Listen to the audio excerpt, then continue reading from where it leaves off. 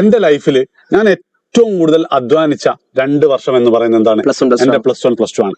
അതായത് ആ വർഷം കേരളത്തിൽ ഏറ്റവും കൂടുതൽ സമയം പഠിച്ച കുട്ടികളുടെ ഒരു ലിസ്റ്റ് ഉണ്ട്, ഈ റാങ്ക് ഒക്കെ പോലെ.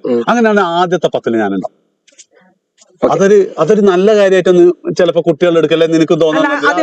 അതിലിന്റെ പോയി എന്താ വെച്ചാൽ ഞാൻ അംഗീകരിക്കും. കാരണം എന്താ വെച്ചാൽ ഒന്ന് മൂപ്പര് NIT പഠിച്ചത്. NIT എന്ന് പറഞ്ഞാൽ നിങ്ങൾക്ക് അറിയില്ല, ഒന്ന് എന്താ വെച്ചാൽ ഏറ്റവും ബെസ്റ്റ് എഞ്ചിനീയറിംഗ് കോളേജിൽ ഒന്നാണ് NIT.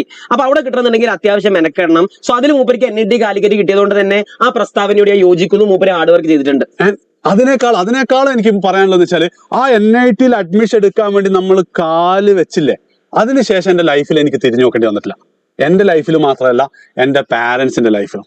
അവിടെ ഞാൻ ഫുള്ള് ഫ്രീ ആയിട്ട് സ്കോളർഷിപ്പോട് കൂടിയാണ് പഠിച്ചത്. ഞാൻ എത്രത്തോളം എന്ന് വെച്ച് കഴിഞ്ഞാൽ എന്റെ വീട്ടിലെ ആദ്യത്തെ വാഹനം എന്റെ യൂണിക്കോണിൽ ഇപ്പൊ ഇവിടെ ഹോസ്റ്റലിൽ കളിക്കുന്നത് 2008 എന്ത് ചെയ്യാണ്, ഞാൻ സ്കോളർഷിപ്പ് പൈസ വെച്ചിട്ട് വാങ്ങിയാണ്. ഞാൻ അധ്വാനിച്ച് വാങ്ങിയല്ല, സ്കോളർഷിപ്പ് പൈസ വെച്ചിട്ട് വാങ്ങിയ. ഞാൻ അതിനുശേഷം NIT എന്നുള്ള ജോലി കാര്യങ്ങൾ മുതൽ ഇപ്പൊ നിങ്ങളെ മുന്നിൽ എജ്യൂപോർട്ടിന്റെ ഫൗണ്ടർ ആൻഡ് CEO ആയിട്ട് നിൽക്കുന്നതിൽ അടക്കുന്നുണ്ട്. ആ 2 വർഷം എന്റെ ലൈഫിൽ അത്രയും ഹെൽപ്പ് ചെയ്തിട്ടുണ്ട്.